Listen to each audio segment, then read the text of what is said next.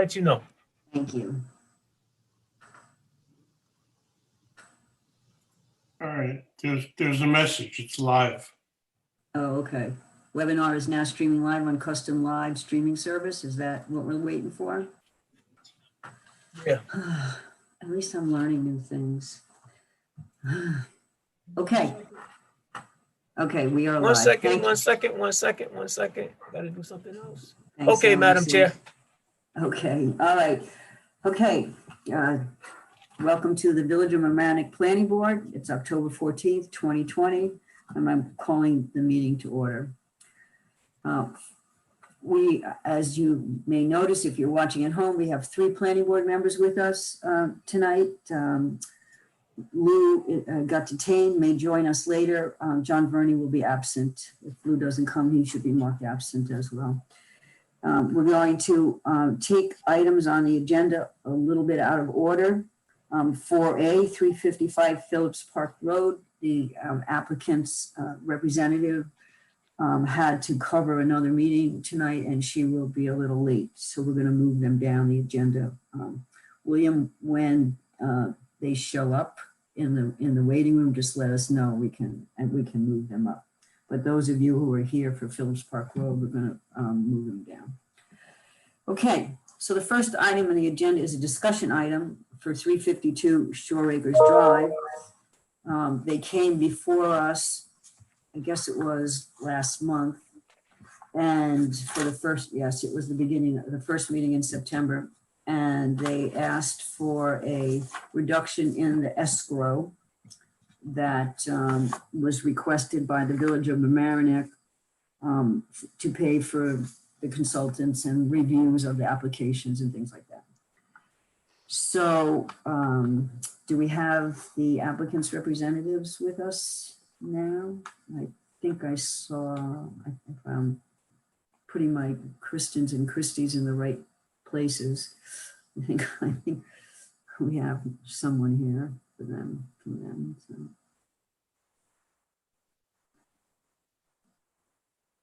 Okay. Are you here for 652? Yes, ma'am. Thank you, Madam Chair. Tony Joffrey for the record. I'm cutting it later. Okay. So could you just remind us how much you were asked to put into escrow, or the applicant was asked to put into escrow, and then the staff did some review of this and they can give their recommendation to the planning board. Yes, thank you. So we submitted this application, which required site plan, wetlands, and consistency review. The site plan escrow was $9,500. The wetlands escrow was $3,500, and the consistency review escrow was $1,500. We were classified as a major site plan, and the same review that'll be done for the site plan and the wetlands will be done by this board. We're moving through the HCZMC, and this code does not define what a major site plan consists of, but I certainly think this proposal does not constitute what the village would classify as a major site plan. Could you just repeat those numbers? Could you repeat the numbers and give us a total? Sure. It's. I mean, I can total them up, but I don't have the numbers. Sure. The site plan escrow is $9,500. The wetlands escrow is $3,500. So that puts us at 13,000, and the consistency escrow was 1,500. So it's 14,500.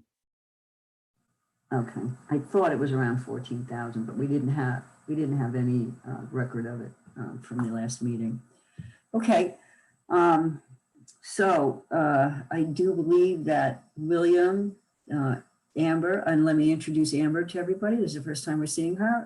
Amber joined us less than 10 days ago. Right around 10 days ago, assistant planner and land use coordinator. It's assistant planner. Thank you. Planner. Nice to meet everyone. Yes. Assistant planner.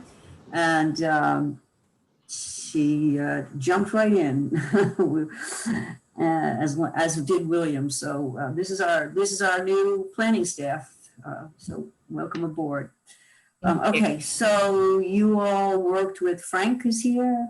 And we have also Dennis Drogan from the building department here as well. So whoever wants to start letting us know, we have your letter of recommendation. But if you want to walk us through how you got there and whether or not what you're recommending is total or just one component of these three numbers? Okay.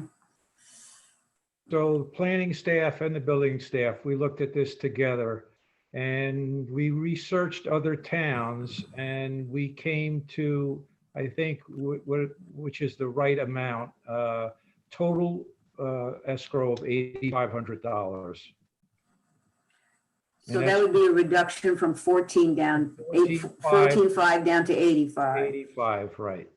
Okay, so you looked at other communities. Yes. Mount Kisco, I think Ossining, a few other communities.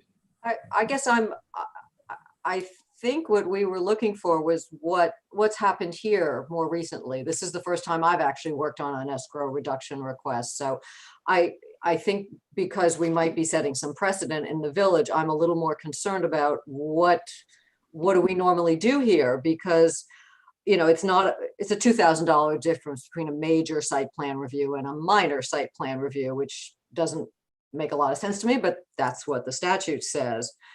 And I don't know, it's not defined as we understand it. So it's always been up to the building department and I guess the planning staff to come up with a recommendation. I mean, I did look a little bit more at the application, and while it's nothing unusual, it's a single family house, but there's a lot of work, and the building permit states that it's $800,000 worth of work. So I don't know if value goes into evaluating whether it's a major or minor site plan, but I'm really concerned about, you know, starting precedent on adjusting these without some kind of formula or rationale. So I guess you know, everybody's new, and that makes it tough for institutional memory, and maybe we don't have access to this information, but I'm less concerned about other municipalities. I'm more concerned about what we've done in the past. Well, and not only what we ask for escrow, because the way I understand it is the applicant puts money into escrow, and that's drawn down to pay for consulting work like Brian and Susan, and then obviously other consultants for other land use boards. But as it gets to a certain point, they're asked to replenish it. So money gets put in so work can continue, because we've had people who haven't paid their escrow and are not allowed to come back to the board until they do.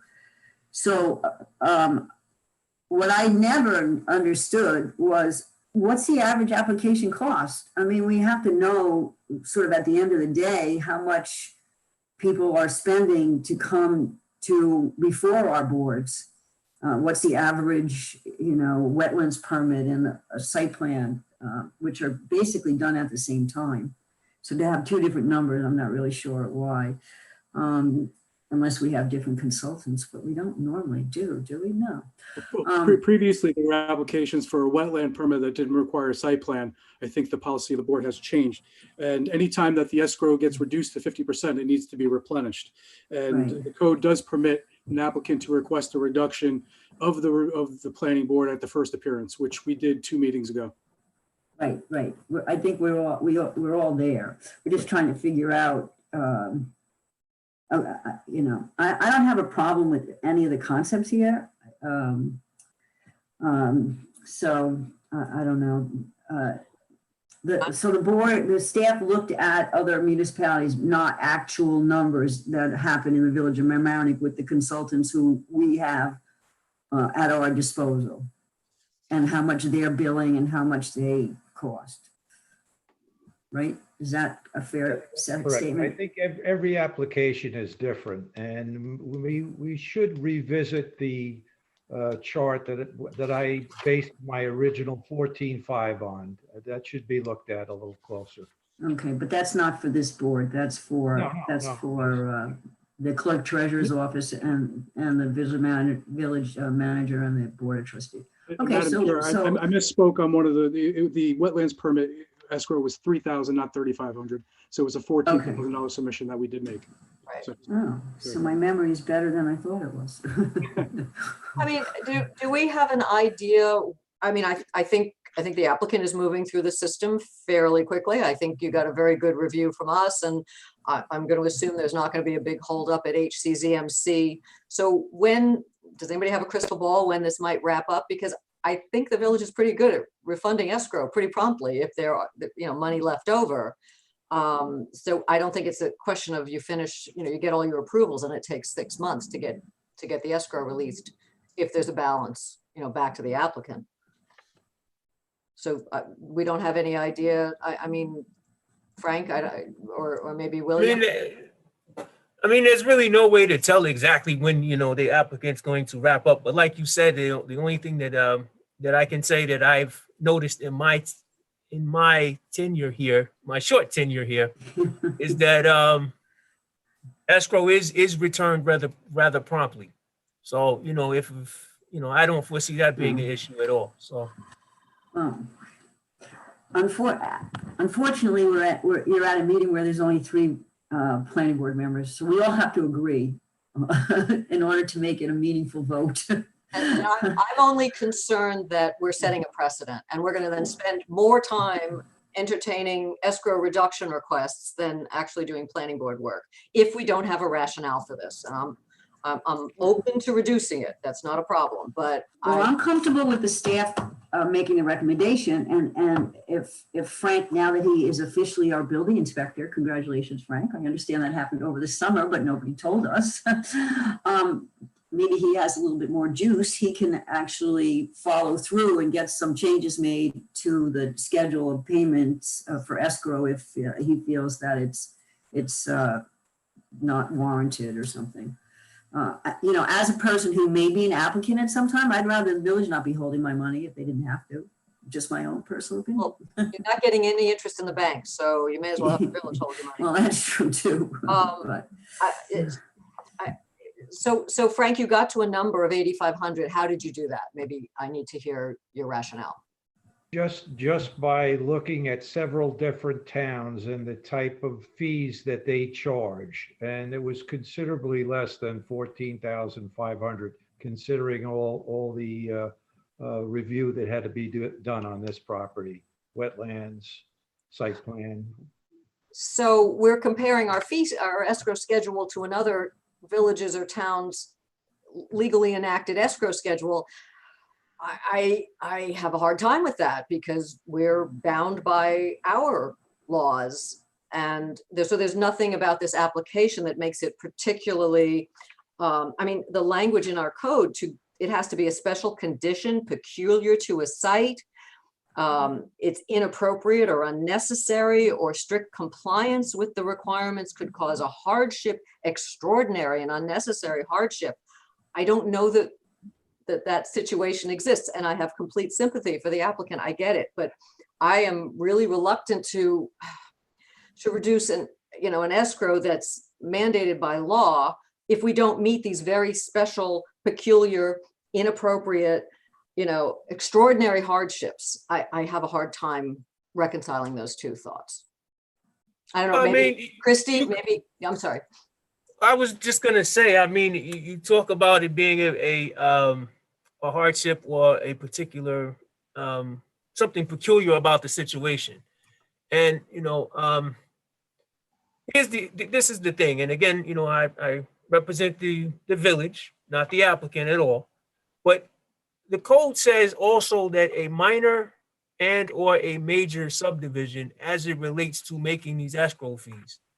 And if you look at the code doesn't have anything, it doesn't say anything about a major or minor. What the code talks about is a preliminary and a final.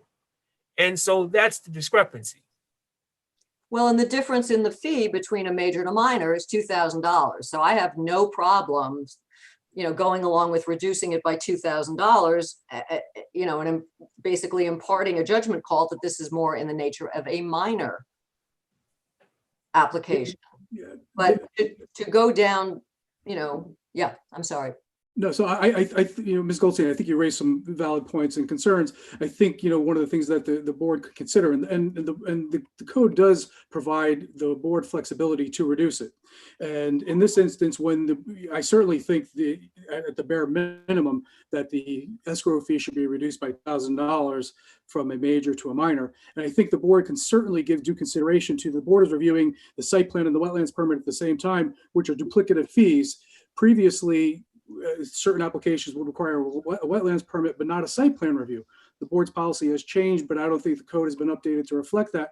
So I think if you reduce, by 5,000, or if you get to the 8,500, 9,000, I think that would be appropriate. Well, I mean, HCZMC does do, they have an environmental consultant. It's not the same group of consultants. But, on but there's a separate escrow There's separate requirement for- for right. HCM consistency Let me review of just, let me just $1,500. clarify. We didn't change the policy with regards to site plan and wetlands. If the property is more than a half an acre or more, our code always said we were supposed to do a site plan. The planning board just wasn't doing it. So it got pointed out to us that we weren't doing it. But there's something to be said for having two fees for the same review. I can buy that argument.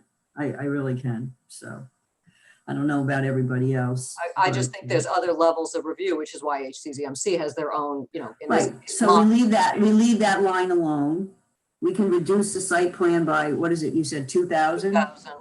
And the 3,000 for the wetlands, it's gonna be encompassed into the site plan review. It's all gonna be done by the engineer, Brian. Well, you That would still put it- need, I mean, That would put us at $9,000, which is pretty close to what Mr. Tavalacci indicated as 8,500. Right, again, though, HCZMC has a different, they have got to do consistency on the wetlands permit. So you have another layer there. And yes, But it's the there's a- same engineer. It's the same engineer, but they have an environmental consultant for that as well. So I have no problem going down 2,000. What else do I hear? Richard, I don't know. What do you think? Okay, I'm okay with 9. And Ms. Goldstein, I would just again remind you that there is a separate line item for consistency escrow for HCZM. I understand that. I do understand that. okay, I just don't want to set precedent, but if everybody else is going for it, so we would reduce it to 9,000. that's, sounds good to me. So, do we need a resolution of this? Can we just do this on a motion? Our esteemed attorney? I'm just thinking. Honestly, I think you could do it on the motion. I don't think it requires a Okay, resolution. so I need a motion to approve the request for reduction in escrow, reducing it from 14,000 to 9,000. Can I just modify that to say that this is a circumstance by circumstance review, and based on the particular facts presented here, we're entertaining this motion? I just want to make it as narrow as possible. Okay, I have no problem with that. Do I have a second for the motion as amended? I'll second that. Wait, who made the motion? You made the motion, I'm sorry. Oh, I'll make the motion. You can second. There's only 3 of us here tonight. Okay, You're the chair. You can't make a motion. I can't? She can No. make a motion. I can make a motion. I can make a motion. No. You All can. right, Yeah. Richard made the motion, Cindy seconded. And let's do a vote. Richard, Yes. Cindy, Yes. and I vote yes. Thank you very much Okay. for your courtesy. We appreciate it. Welcome. You're welcome. Sorry it was a round in circles, but we got there. Thank you. Can we maybe, have somebody, Christy and William and Amber, take a look at this and maybe make a recommendation to the Board of Trustees or someone to change the code if this is something that's worth doing? I think, Frank, didn't you say that this was something that you were interested in doing, was setting the fees, you and William? Yeah, he just mentioned, yeah. Yeah, absolutely. So staff is going to, staff will look into this, and staff will make a recommendation to the planning board. And if the planning board then wishes to move it forward to the Board of Trustees, then the planning board can do so. Okay, Great. sounds good. Okay, Thank you. thank you very much. That's the end of item number 2A. That brings us to item 3. We have minutes from June 10th, 2020 before us for approval. Does anyone have any comments on these minutes? No, I don't. Neither do I. I'm just so happy. I think we have a good minute person now on Yes. board. Yes. We don't have a single comment. I don't have a single comment. Kudos. Kudos to the person who was Barbara, I believe, right? Barbara did the minutes. Kudos to Barbara. Right, yes. Yeah, okay. Okay, so we need a motion to approve the minutes as presented. So moved. Your turn, Cindy. I second. Heavy Okay. lifting tonight. I know. Cindy, Yes. Richard, Yes. and I vote yes. Okay. Okay, we're gonna skip 4A and go to 4B, Orienta Avenue. Orienta Avenue is an application for subdivision. We have addressed this at length. The public hearing is still open. Is someone here from the applicant wishing to make any statement? And I do believe we got a letter from a member of the public today, and that letter indicated that he wishes to speak at the public hearing tonight. So let's first, is there someone here from the applicant who wishes to, well, they should come up to the participant, or whatever you call what we are, panelist, whatever this is. Okay. Okay, you here by yourself? Hi, good evening, Madam Chair, members of the Planning Board. Kristen Motel from Cuddy and Fader. I represent the property owner for 888 Orienta. I believe Adam Weckstein is also attending the meeting. Mr. Long, I don't know if he can be elevated to a speaker. He represents the applicant. Right, okay. Okay, we have the two attorneys here. Okay, do you all have anything that you would like to add? I mean, we do have some questions, but Sure. we'll continue with the public hearing. If, I don't know if the person who wishes to speak, Mr. Teekert, Stuart Teekert, is he in the audience? Is he? No, he's having difficulty logging on. I don't know. Can he call in? I don't know if he's. I'll ask watching. him. All right, I will read his letter to us of today. Dear Chair Savolt and members of the Planning Board, I am writing because I don't believe the subdivision plat before you for 888 Orienta Avenue meets the requirements of Village Law, Section 7-728, subdivision review, approval of plats, development of filed plats. 7-728-4A states that, quote, preliminary plat means a drawing prepared in a manner prescribed by local regulation showing the layout of a proposed subdivision, including but not restricted to road and lot layout and approximate dimension, key plan, topography and drainage, all proposed facilities unsized, including preliminary plans and profiles at suitable scale and in such detail as local regulation may require. I'm assuming that a quote from our code. I didn't check it. The final plat must include, quote, all information required to be shown on a preliminary plat. I believe there are other deficiencies in this application that I will raise at, topography and drainage are highlighted. So I'm assuming that he means that's what's deficient. I believe there are other deficiencies in this application that I will raise at the public hearing, but I believe the topography of the site needs to be completed before adoption of the final subdivision plat. Well, we wouldn't be adopting the final subdivision plat tonight. That would come later. But, I don't know. I guess we need some interpretation of this. So let's see, we have plans for 886. Where the subdivision is for 886 to change the lot line to annex the back part of the lot at 888. So that's what's before us. If I may, Please. everything in your code for final is on there except the topo on 888, which we had asked for a waiver for, which is within your discretion up front, under the theory that you'd already granted a subdivision for it, and under the theory that ultimately what you get there is going to be different from what you had previously approved. They have to come in with a different grading plan, obviously, as we've discussed. Right. Okay.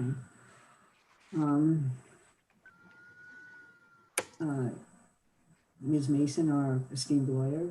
we're gonna I be don't asking have you- a copy of this comment. Can someone send it to me, or Oh, was you it? don't? No.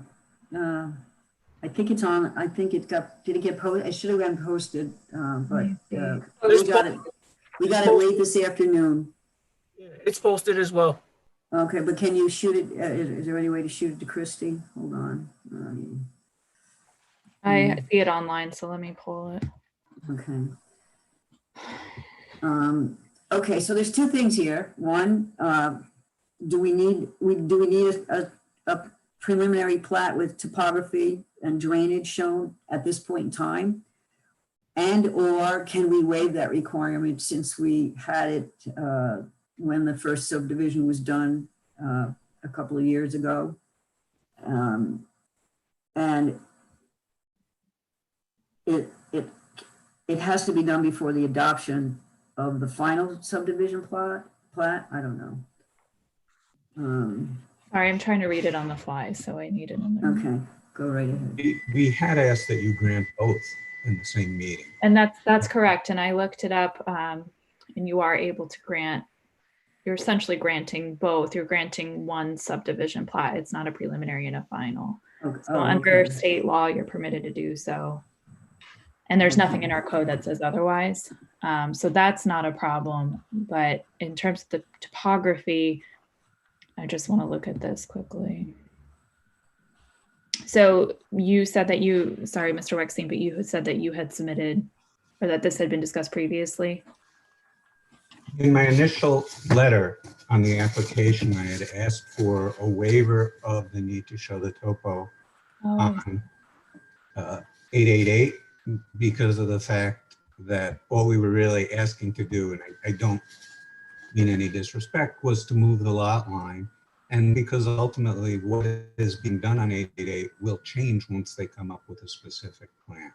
So that request had been made up front, and the board, obviously under the code, and I can go look at the section, but you have the authority to waive any of the requirements of the subdivision regulations. If you That's exactly what I'm about to check. So give me a moment.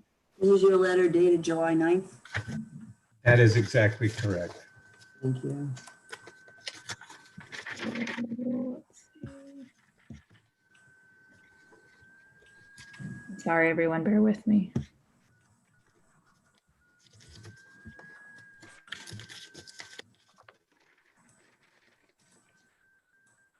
It's A 348-20. I'm sorry, that's the No, it's not. topo. Yeah.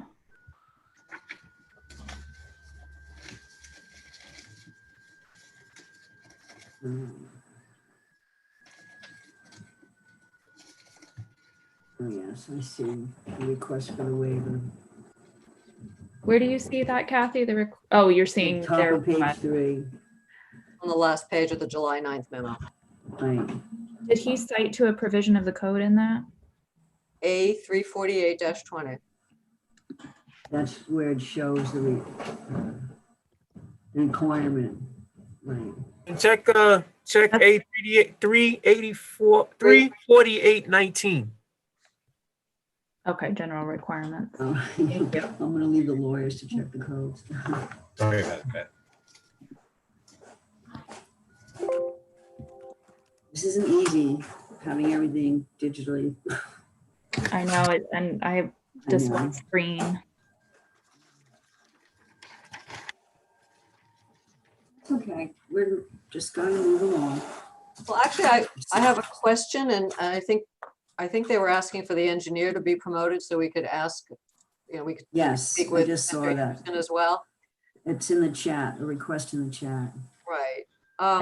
Because my question is, I wouldn't think it's particularly difficult to put the existing contours on the plat. I understand the proposed might change, but the existing probably has already been done. It's just a question of then recording them on the new plat. Am I missing something? I mean, we could, because there's fill back there, I'm interested in knowing about the contours. So I just, as I said, the existing must exist. The back portion as it was, we do have contours for that shows in the original swept, but the other property, that was done by another surveyor. So, and that site plan was done by another office.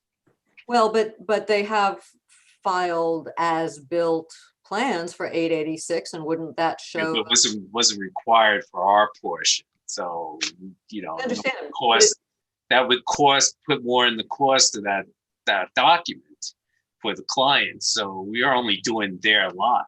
So I'm not, I can get that information, but that's through another office and it will take time and, you know. Why isn't it publicly available at the village? All that has to be filed at the village of Mamaroneck, doesn't it? Was this done when the original subdivision was done of the property? Doesn't this exist already in the village of Mamaroneck? I mean, if there's an as-built drawing of the property, it's available. But I mean, we'd have to incorporate. We're not doing the subdivision map. We're only doing the conceptual plan of the stormwater for Okay. 888. So that's when 886 and 888 were created, 886 was built out. So there would be as-built drawings of that, but 888 was not built. So now we're looking to change the lot line to cut 888 in half, front to back. Right. So which we showed on the original stormwater plan. It had the contours, the existing contours for that back portion of the lot. That was on our original plan. But we don't have the front portion of the lot. On my property or the does anybody have them? Somebody has to have it. They already got a subdivision. Yeah, so it's on record with the town. Right. But we need it on the plat. We're not proposing any work on 888. I know the hyper-technical requirements of your code talk about topo. We gave what we had. And after 4 meetings, after my making this request, before we started the process, I know, here we are at the end. I don't know what you will learn from that information when there's no specific plan to build on that site. And you have information in the record that the stormwater can be controlled there, the drainage can be dealt with there, both from Mr. Anderson's firm and from your own engineer. To echo what Attorney Weckstein is saying at the same time, and this was in our October 2nd submission, any work that needs to be done on the property going forward is going to require amended approvals, and as such can require a topo be filed with the village. But all we're asking for tonight is the lot line adjustment. If there's any work going forward and there's any permits issued, we can provide the village with the new topo or an updated topo for either site. I completely understand. I don't care if the property's developed the week after you get approvals for the lot line change or 10 years after that. I'm not worried about that at all. Not at all. But if the code, we can waive it, I understand. But if the code says, unless it's waived, the plat has to depict the existing and proposed contours. That's there for a reason. And so the fact that it's available somewhere else, I mean, this feels like the engineering commentary. So we finally got an excellent memo from your engineer. I appreciate that. We got it all in one place. That really helps. If we'd gotten that a while ago, we would have been moving quicker. So I'm just trying to follow what's required in the law. And I guess I'm feeling so much resistance when information is publicly available and has already been investigated by your consultants. Why that can't be provided for the plat, I don't understand. Okay, but the law says that it should be there, but it also says that the planning board can waive that requirement. I did say that. What information would that give us at this point in time that we would need to change the lot line? Well, it's not a question of that would provide information on whether or not they can change the lot line. It's a requirement of subdivision unless it's waived by the planning board. I mean, I think we've done this on other applications where I know we have. we haven't waived it. I And know. so I'm not an engineer. I'm assuming this information is in the code for a reason and it's available. I'm not asking anybody to go do, you know, excessive, expensive testing or do a whole SWIP or Okay. this. But we haven't waived it because the applicant didn't ask us to. I remember this application. I couldn't tell you which one it was, but we sent them back and they had to come back with the drawing with the topo on it. But they didn't ask us to waive it either. But we have a request here to waive it. Right. Okay. Is- I'm reluctant to send the applicant back to the drawing board. We've been through this. We're at the end. We have a draft resolution tonight. We understand that everything has to change as if and when 888, and I'm sure it's not a question of if, it's when 888 is developed.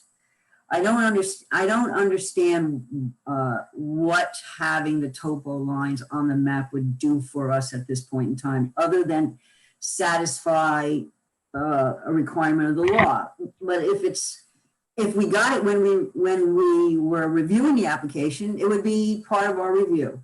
But we didn't have it. We did extensive review on the property with the applicant's engineer and our consulting engineer with regards to the SWIP. I'm not sure exactly now what that would change. That's all I'm asking. It might not, but as I said, is it possible to get at least the contours put on that you have? I mean, Mr. Anderson, you've indicated there are some. Well, we did not prepare the subdivision map. We were just handling these stormwater plan. Now, I was wondering, in the code, a subdivision map in Westchester County Land Records does not need topography on it. So I'm trying to figure out what type of plat are you looking for? Because I'm telling you, in the county, subdivision maps do not have topo on them. It's like a bare minimum property line and showing lot areas and all the exchanges. So I was wondering where it is in the code that says it has to be on the subdivision plat. It's our local code. Yeah, is it on subdivision plat or site plan? Subdivision regulations. It's the preliminary plat, at least village law is the preliminary plat, and then yeah, in our code, it's a approval of a subdivision plat that requires the contours.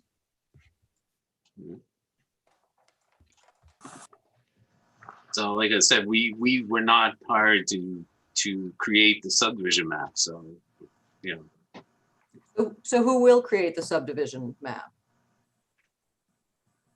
The map is before you. Dan Merritt has created it. The plat is in front of you. And he is the one who did it. And he took the topo we had for our property.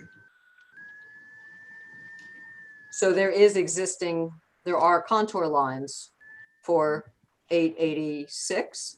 886, the contour lines are shown. Correct. Okay, so at least we have something on there? Yes. It's on the survey. I believe it's also on the plat itself.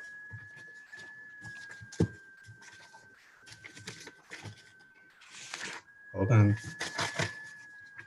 I don't want to mislead you. I may be mistaken.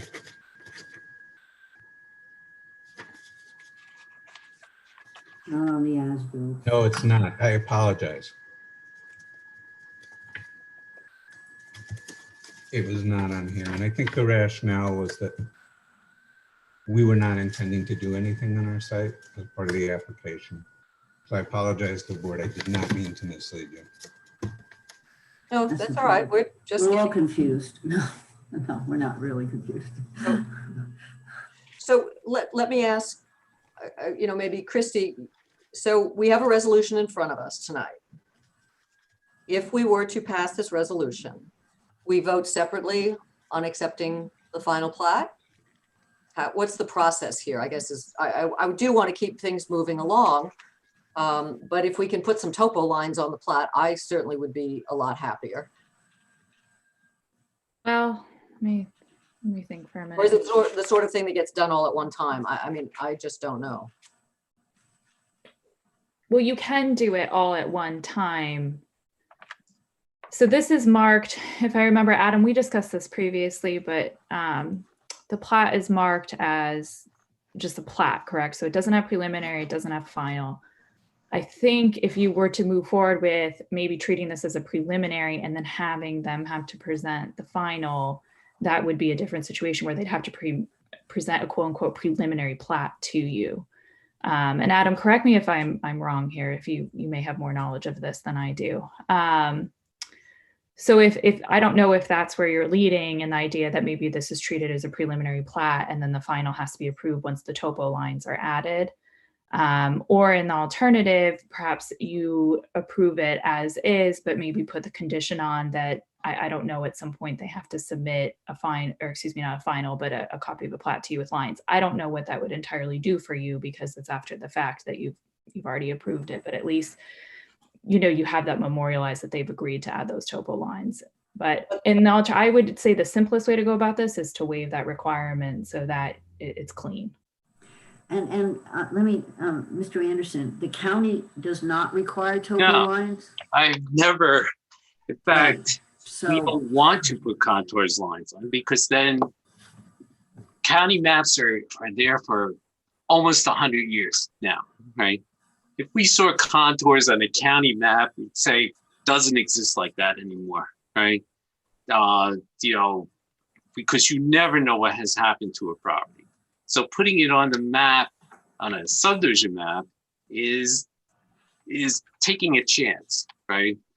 And the first paragraph of your code says, except where variation may be specifically authorized by the board. So this is a case where, you know, where you don't have to show the contour maps if it's your decision. But then again, it's like I said, we don't show specifically contours because 50 years down the line, somebody's going to come along, right?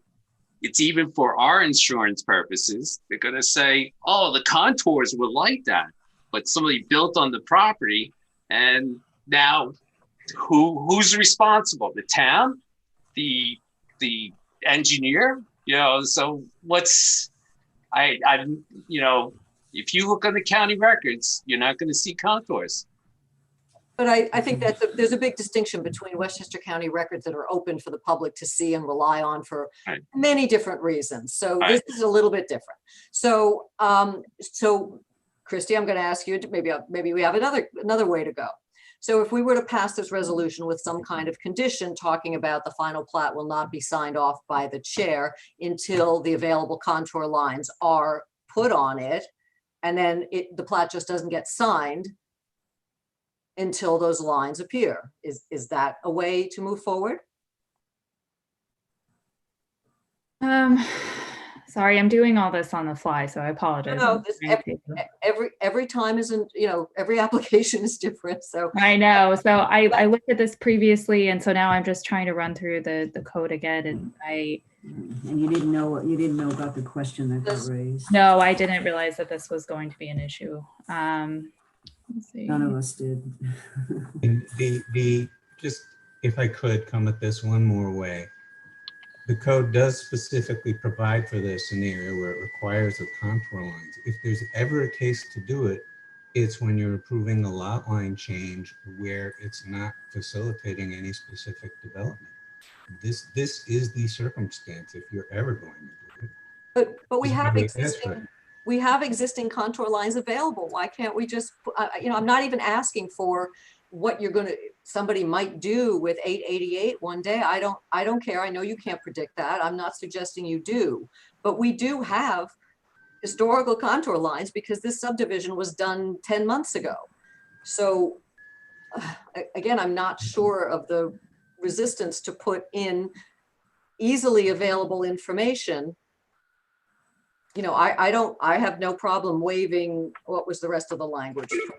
Proposed lines. Why can't we put in, let's see, Yeah, existing contours. I can waive proposed contours. I'm okay with that. But we have existing contours. Why not put them in? I mean, I think it's in the code for a reason. I don't know why, but that's kind of where I am at this point. So wait, The subdivision was approved. And the site plan, obviously, for 888 was more recent, but the subdivision was approved to create these two lots, something like 3 or 4 years ago. I have no idea that I can make the representation that's what out there is exactly the same as what was previously filed. I believe we did do a survey. I'm pretty sure we did when we came in for the last lot line change, which was approved in 2019, beginning of 886. But we have as-built for 886. Right. So, With no I mean, contour lines. Even You more have of a reason, why it's appropriate to waive it at this point. Well, Tina, I would say, if I could speak on behalf of 888 Orienta, it's not resistance as much as it is the time and the cost and the number of appearances before this board. We have given everything that's been asked. We've requested a waiver from this provision. Attorney Wechstein's client has requested the waiver, and we've provided you everything that you've asked for. It's creating an undue burden on both parties at this point. And, you know, I guess the question is, what new information would that provide that would change any decision this board would make tonight?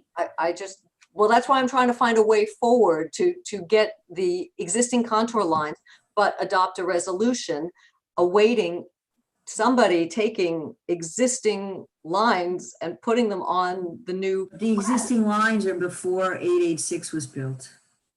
And No, so we should have as-built plans for 886. All right, look, I'm not gonna prolong this. I just prefer to not grant waivers, and I prefer to follow our code. And yes, you have provided everything we've asked for, but it's taken a long time.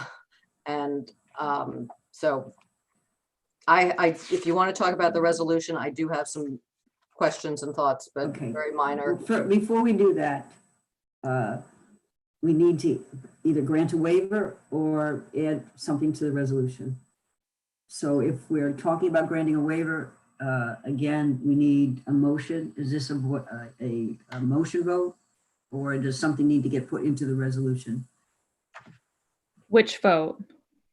To waive the waiver. requirement for the topo lines to be on the plat. I would add it as part of your resolution, then you just have one vote on the resolution. Okay. Unless, All right. well, if there's this agreement, I think you should actually vote on waiving it, but then we'll memorialize that in the resolution. So I would, Okay. Okay, this has to be unanimous vote because there's only 3 of us here. I understand. Again, if we had other people here, it might be different, but right now it has to be unanimous. Do I have a motion? I'm really confused on the waiver. I don't think we can vote on a waiver and then put it in the resolution and vote on that too. Am I missing something, Christy? The waiver wouldn't be voted on the resolution. It would just be written. it would just be that, memorialized in the it would just resolution. be. Oh, just part that Yeah. a vote was taken Yeah. for a It waiver. would- Right. It would be one of the, whereas clauses. Yes, we would as just add opposed as to a whereas. resolve clauses. Okay. Yeah. I got that. Okay. So we need a motion to waive the requirement for the topo lines to be on the subdivision plat. Does anybody want to make that motion? Rephrase the question. Will anyone make that motion? I can make a motion, so I'm going to make that motion. Will anyone second it? Yeah. Oh, Yes. Okay, so the motion's on the table. It's been seconded. Richard, Yes. Cindy, yes, under duress. we're not twisting you on. We're not even in the same room. Oh, yeah. I feel vote a yes. presence. I feel a presence. I vote yes. Well, those people who think we all vote together now today, we don't. Okay, we have a draft, we have pretty much a final resolution in front of us. We got version 5 with some changes requested by the applicant. which were relatively minor. I have one comment on the draft. I don't know if anybody else has any, but the bottom of the first page, the whereas that starts, whereas the planning board acknowledges that the owners of I guess that should be 888 Orienta as opposed to Orienta 888. It's called, like, they actually. Oh, that's what it's called? Okay. It might have that's been. okay. I see it. I see it's Oh, up there. Yeah. maybe I'm wrong. Yeah, no, it was called The Orienta. LLC name, not That's the fine. address. Right. Have an approved SWIP that may no longer be valid. At our last meeting, Frank, our building inspector, said it will be no longer valid. As soon as the resolution's passed, he will void that. So it will no longer be valid. And there's also an outstanding permit that needs to be redone as well. And it was a So, permit for Phil. I had Can the we say permit, that?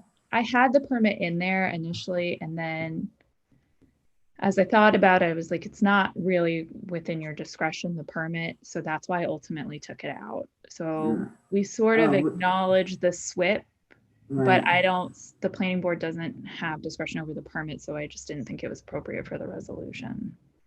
Instead of saying, well, we're just acknowledging the fact that it exists and will be voided. We're not voiding it ourselves. We're just saying. With the SWIP, it made more sense to me because, I understand that. right. But with the Right. permit, I felt like it was, Right. if you want it back in, I'm happy to add it, but like couched in the language that says that they acknowledge. Again, Yeah. I would be more comfortable with that. Let's be specific, because what applies to the SWIP applies to any other permits already approved, because if it's developed someday in the far future, they'll come back in and get whatever they need to get. It may be something completely different. so if we're to do that, Approved SWIP, and why don't you say approved SWIP and some open permits? And any Yeah, other and- permits previously granted. Well, it can't be a closed permit if the work was done. It would have to be an open permit that would be voided. So you can't just catch all any permit. an existing permit. Any existing permit. So it says. Frank, are you comfortable with that? Yes, I am. There's only one permit on that property right now. That can be Okay. void if you vote tonight. Okay. So Frank will, take care of it. And we're just acknowledging that it exists and Frank's going to take care of it. That's all we're saying. We're not voiding it ourselves. No, and if Frank ultimately chose for whatever reason not to revoke it, that's his discretion, but I don't. That's correct. That's his correct. So right now it says, whereas the planning board acknowledges that the owners of Orienta 888 have an approved SWIP and existing permits that will no longer be valid once the lot line is changed as confirmed by the building inspector, and then it continues as is. Correct. That's the only thing I have. All right, so in the whereas clause before that, there are two references to hypothetical SWIPs. I think the applicant has called them conceptual SWIPs. Yeah. So I think we should get rid of hypothetical and replace conceptual. That's fine. Let me. Okay. And I also had a question, it's on the second page, the next to the last whereas clause is where we talk about type 2 action under SECRA. I would prefer to see that more on the front page. This is just stylistic, but maybe because that happened earlier in the process. Wherever you like it, just normally we do it chronologically. And I don't know why well, this one doesn't have a date. Doesn't have a date, right. So Yeah. if we could move that to make it the fourth whereas on the front page, Okay, let me count. it would be the fourth one just above Yep. where we've, I is my The suggestion. public hearing, yes. Or just under the public hearing. Under the public hearing. Okay. And then I think Mr. Weckstein only had the one change talking about the County Department of Health. Is that right? That's the first- the only comment. Yes, thank you. Makes sense. It was unclear otherwise. I would ask that you The close, ambiguity. I would ask that you close the public hearing before you vote. Yes, If you we just have to make start. sure that there's no other, as we have pretty much wrapped this up, does anyone have any comments? If there's any members of the public who, additional members of the public who want to speak, and then we can close the public hearing. Nothing? Nobody? Well, let me see. Let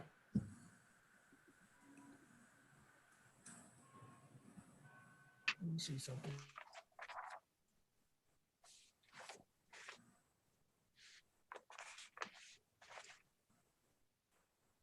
Can you hear me? Secret. Yeah, I'd like to make a bunch of comments. I wasn't able to comment last time. I don't believe the board should approve this. We need your name. I'm sorry. We recognize your I'm voice, sorry. but for the record, could you Okay. state your name? Sure. It's Stuart Kiekert, T as in Thomas, Iekert. So I'm going to go through a bunch of things. I think I'm going to start with the applicant's October 7th letter to the Frank Tabalachi and the village consulting engineer.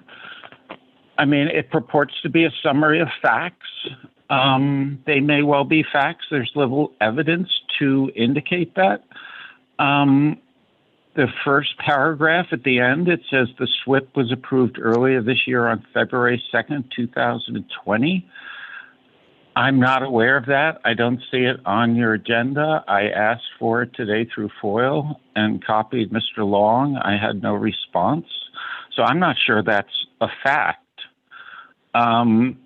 The second paragraph on the page, about halfway down, it says the concept plan demonstrates that based on the property characteristics, including soil types and maximum coverage, an amended SWIP will effectively manage the stormwater from the zoning compliant houses that meets the maximum building coverage and impervious surface requirements.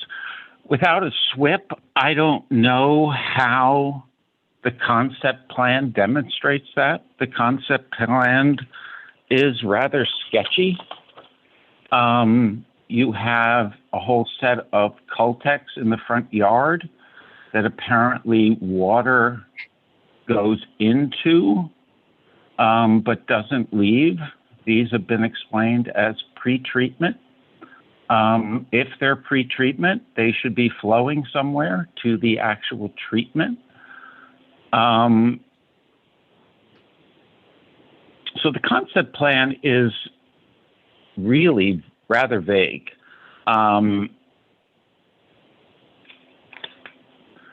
On the next page, the second paragraph down at the end, it says, thus the consideration of coverage, which was used in the concept plan for the maximum coverage of the 888 Orienta Avenue lot after subdivision, is the appropriate design parameter for the SWIP analysis.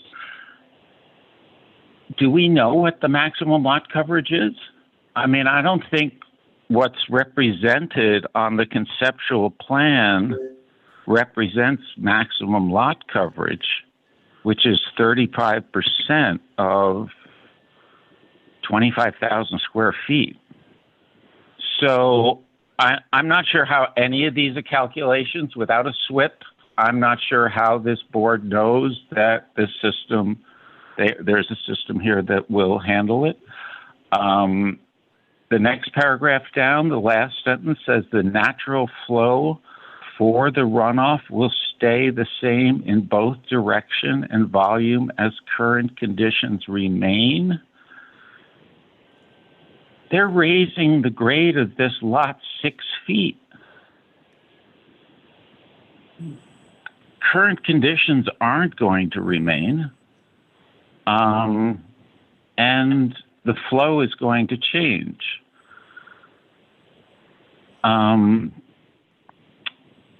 The paragraph that starts, the current house at 886 Orienta Avenue was built with an approved stormwater system. My understanding is there's no evidence of that. The required by code as-built SWIP plan was never filed, and there has never been, according to village FOIL responses, an as-built survey of the property with topos and utilities. That was a requirement of 886's building permit.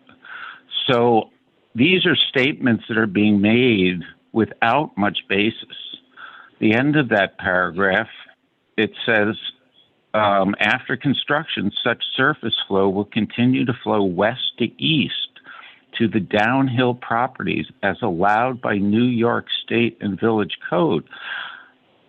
I would hope that the board would be curious about which code, village code they're relying on. For that, I think it may be that as long as you don't change the conditions, you can continue to flow water through your property. But 886 property has been raised 6 feet, 7 feet, I think 7 feet. So the south to east flow just ain't happening.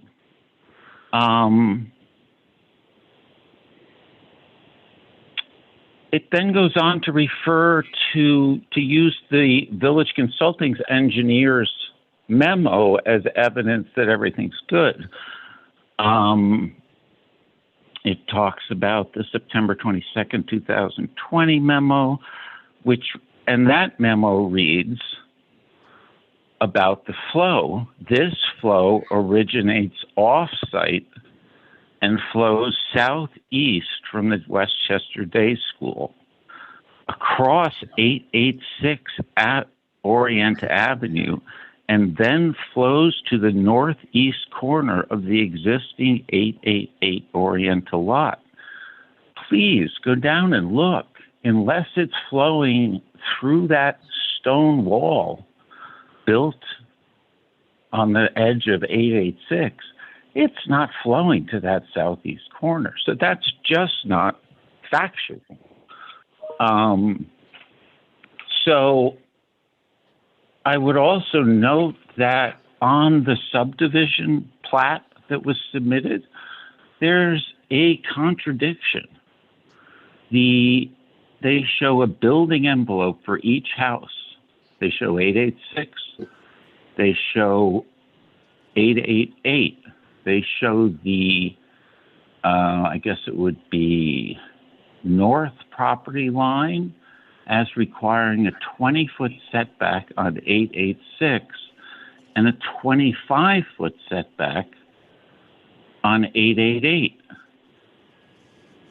I just don't think that's the case. I would guess they are similar, which would increase the building envelope and lot coverage for 888.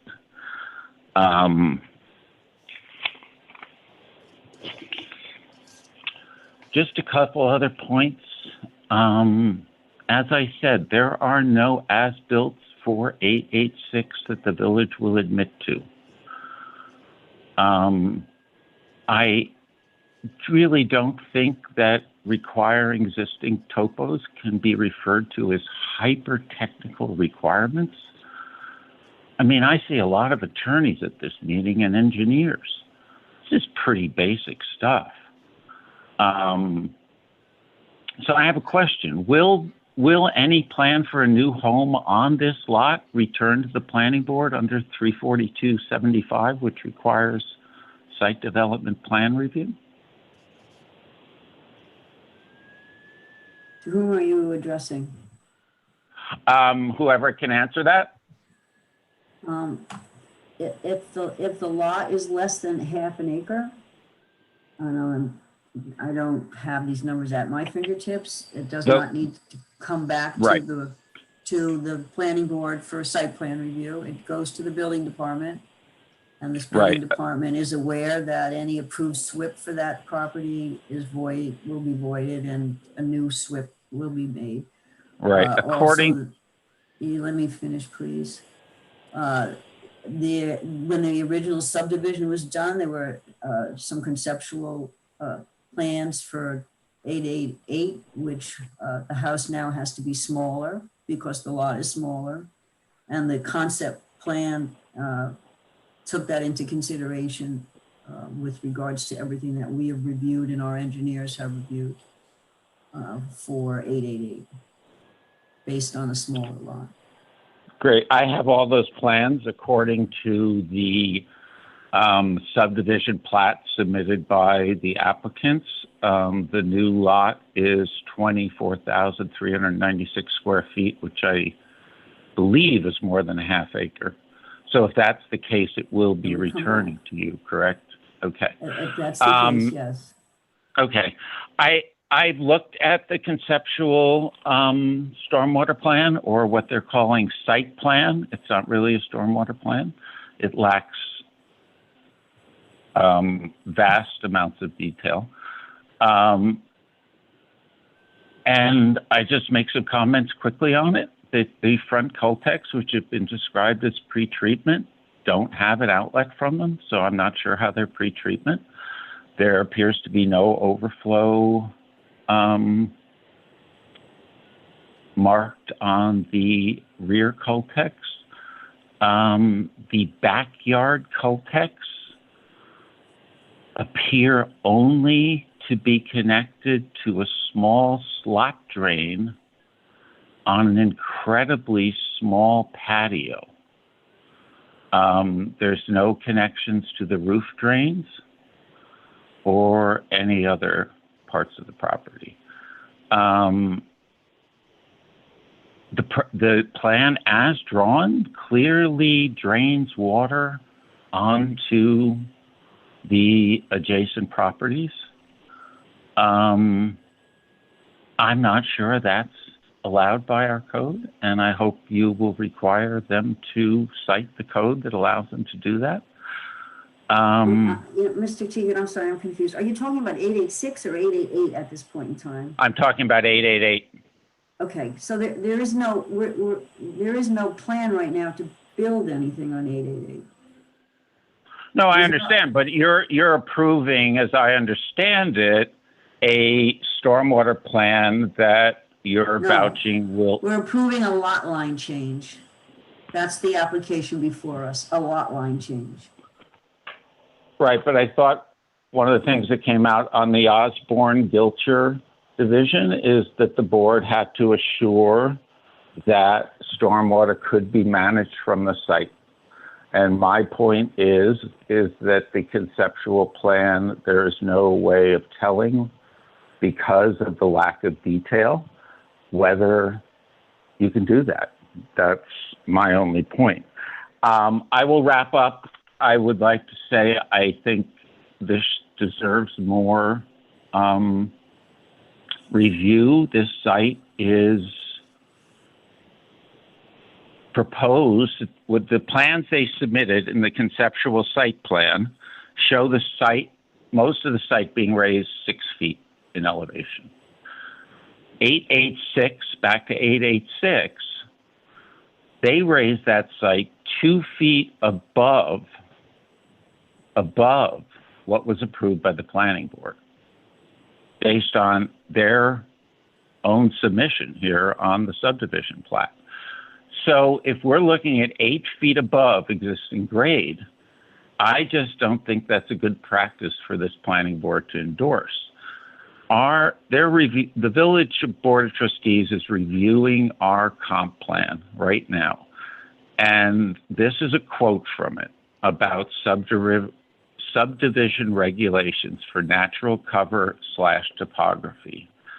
The recommendation is require land to be subdivided, to be laid out and improved to generally conform to existing topography, to minimize grading, cut and fill, and to retain as much as possible the natural contours, limit stormwater runoff, and conserve natural cover and soils. I would suggest that's exactly what's not going on here. And I know I haven't passed the comp plan, but I do think that that is a worthy goal to try and meet. So I thank you for your time and have a good evening. Thank you for your comments. Does anybody want to address any of these? Everything is conceptual. It's not hypothetical, it's conceptual. We don't have any plans that we're approving for 888. Either building plans, fill plans, stormwater management plans. We raised the question of whether or not the light line should be changed because the original subdivision had the stormwater management plan for 888 extending into the back part of the lot. That back part of the lot would disappear from that lot. And that's why we went down that path. We just needed to show, in my mind, that 888 was still a viable lot. And that there could be a house and a stormwater management system put on there at some point in time in the future, which would have to go through all the review processes as required by our code.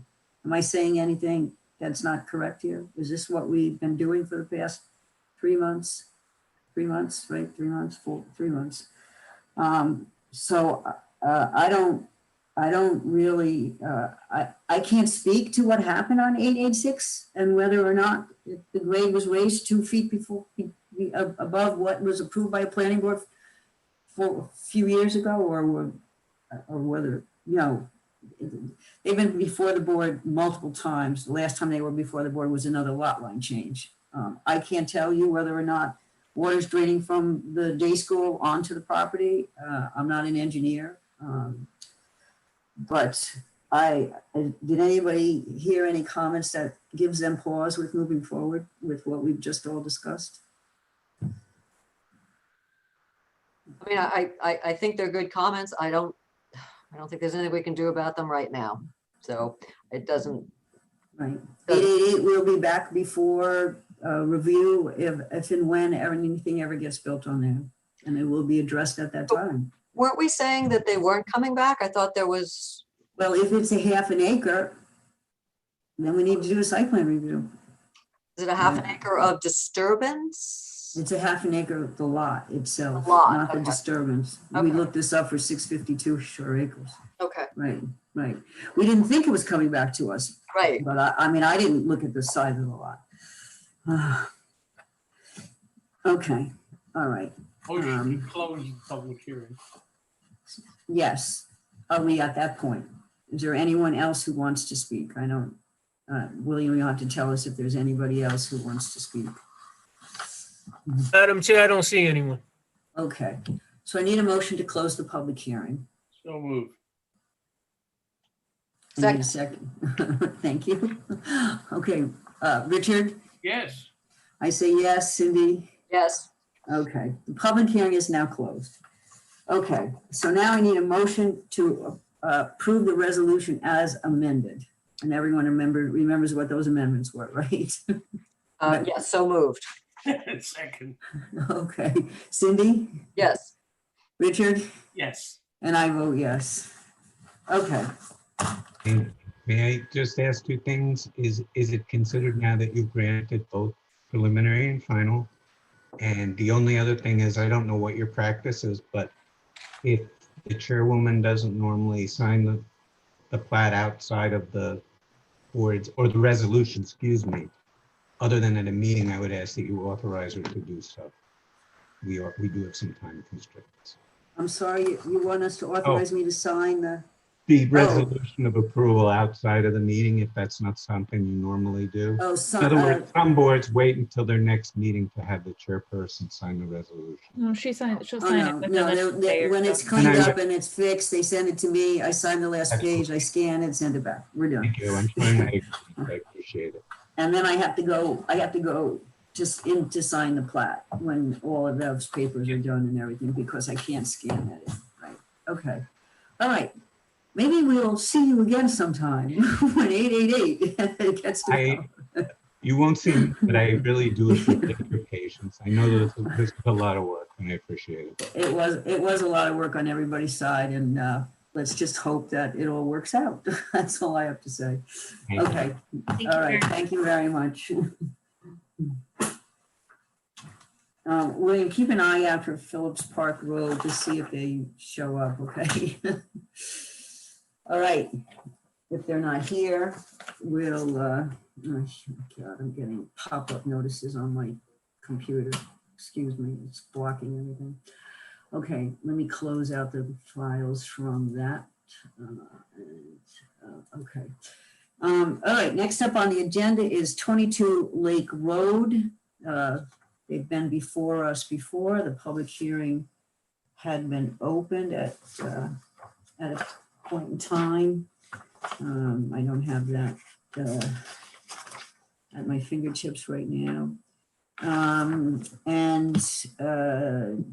The applicant went to Harbor and Coastal Zone Management. They received consistency with the LWRP in, let's see, when was this? September. So now they're back before us. They're here for a wetlands permit. So is the applicant here? Can we promote them? And the applicant can remind us, since it's been a while since you've been here, what this project is. Certainly. Hi, my name is Eric Jacobson. I'm the architect for 22 Lake Road and the Hirschbergs. They're the owners of the property. And as you mentioned, we were before the board back in May originally. And the project is to remove a 400 square foot elevated wood deck that's in need of repair. It's from the original construction of the home about 40 years ago, and replace it with a 745 square foot elevated wood deck. Basically going to take the same deck, remove it. We're going to replace it, but expand it. And it's interesting to note too that currently that the deck is violating the rear yard setback. So it's 3 feet over the rear yard setback. We're going to remove that violation, and we're going to have a zoning code compliant elevated wood deck. So as you mentioned, we did receive a determination of consistency from the Harbor Coastal Zone Management Commission. They asked us to do a number of things, including hire a environmental consultant. So we hired Beth Evans, and she prepared a report. And basically, much of the drainage stays as is because it's an open slat wood deck. The water will fall through. And so there's no need to collect any of the rainwater. There's no ability to do that and put it into any type of Cultec or dry well. The grade remains exactly the same as it is right now. And there will be 9 piers that are going to be installed, and we space them as far apart as possible so we reduce the amount of soil disturbance. The soil disturbance will be done by hand, as there's no way to get a machine back in there. We've submitted plans for erosion control. And at this point, the only thing that we're waiting for is your approval, and then we'll go to the building department and architectural review board. Okay, I think you need to go to architectural review board before we give our final approval. Is that, or no, because we're not doing site plan? Somebody please enlighten me on this. We're just doing a wetlands permit here. And Cindy's nodding. I think so. Christy, you think so what? They go to BAR, they go to BAR, no, Nothing for BAR to do because it's a deck. right. it's Yeah, a and, deck. and you're working with the wetlands, Really, okay. right? Okay. I know we've had questions about this and issues with this. Okay, we don't, okay. Anybody have any questions? There's nothing updated. Did we get a copy of the Beth Evans report? I'm not sure. No, we I need didn't it. see it. I didn't see it either. So anything that goes to HCZM of this matter should also come to planning board? That's a pretty much a planning rule here. Any kind of planning study, any kind of study, anything like that. But I don't feel that this should hold us up in any way. If I may just read the last paragraph of Beth's report. It's a 2-page report. Most of it's a picture. And basically she says, in my opinion, as a professional wetlands scientist, that the proposed project will have no adverse impact on the regulated shoreline areas or immediately adjacent to this property. There will be no adverse impact to wildlife, water quality, or the visual character of the shoreline resulting from this project. Okay. That's it. You. Well, and to have a 7-0 vote from HCZMC, I think is fairly rare. So That's true. That is very rare. they were on board with this project. So I personally don't have any questions or I any don't concerns. have any questions or anything either. What about you, Richard? No, I'm good. Okay, can we direct the staff to prepare a resolution to approve the wetlands permit? Do we need a motion for that? I don't think so. No, I'm good. We're good? We're good. We're good. We're good. Okay. Okay, Mr. Jacobson, thank you very much. Thank you. Hopefully we get you on the agenda for the next meeting and have a resolution that we prepare for you and we approve, okay? There doesn't seem to be any questions or any problems with this. Okay. Staff, if you could just get us the Beth Evans memo just for our review beforehand. And then it can go in the resolution that we read it. Okay. All right, thanks very much. Okay, next up on the agenda, if we don't have anyone here from Phillips Park Road yet, is 139 East Prospect. Madam Chair, they are here. Here. 355 Phillips Park Road is available. Okay, let's do them first because it's just a resolution. I don't want to say just a resolution. It's a resolution. And it's going to be a little bit faster than.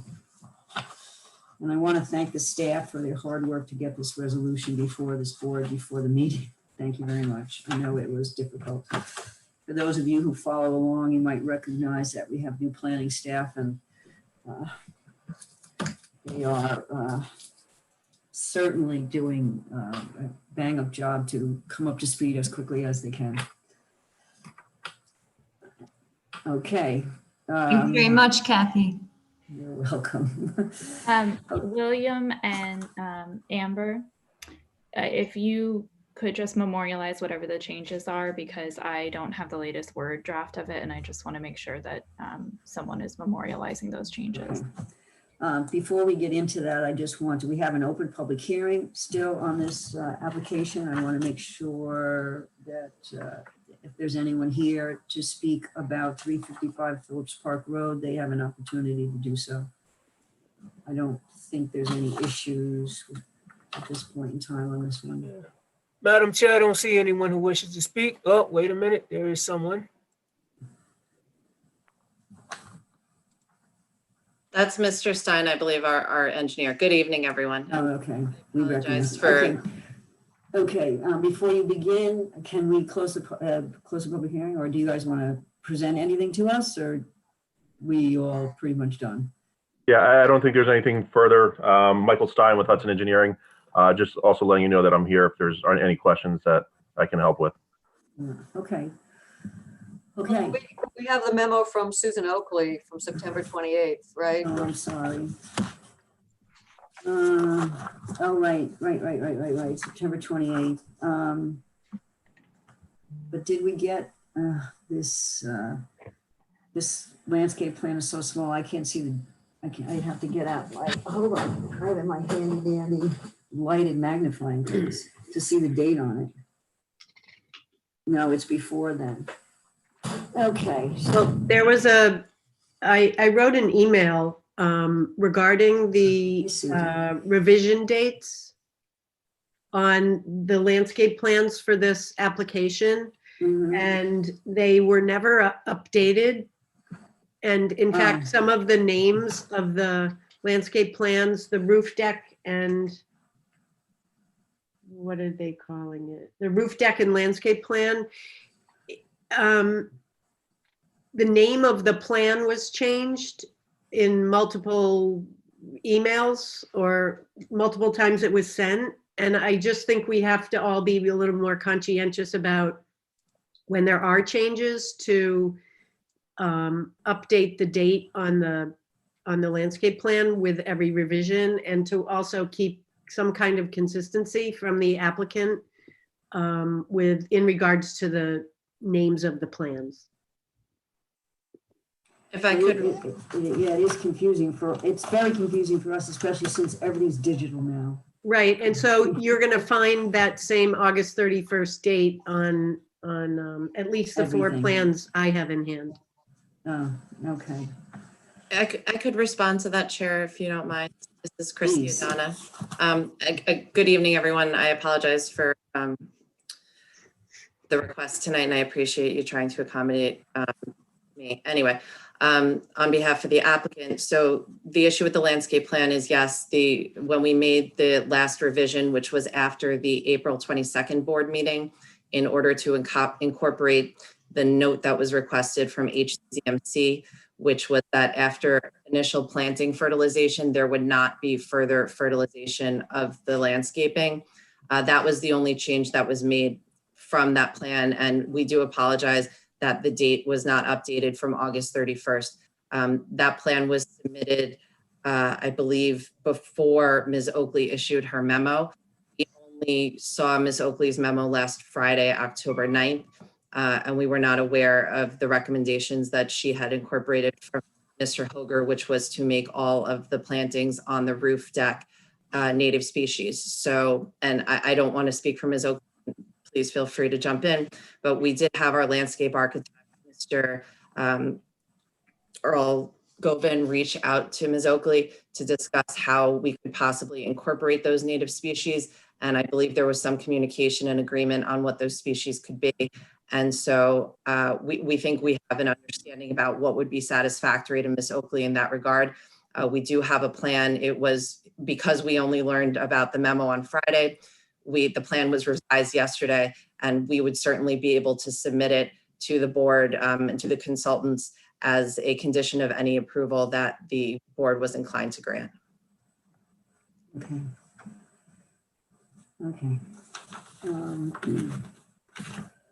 Anybody else? Okay, so we Kathy? have agreement on the landscape plan, but we don't have a final landscape plan. Okay. Yeah, I hate to say this, but I would, if you're going to be considering something after the fact, I don't think that you should be moving forward with closing the public hearing tonight.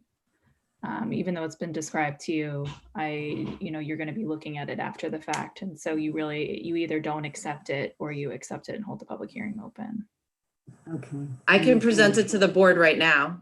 I can share my screen and present it to the board. Literally, the only thing that is changing is the types of species that are going to be on the roof plan. And I hope I'm not misrepresenting anything, but they have already been reviewed by Ms. Oakley. So if the substitution names okay have been reviewed by me. I have not seen the final plan. Just to okay. clarify. I apologize. I didn't mean to misstate that.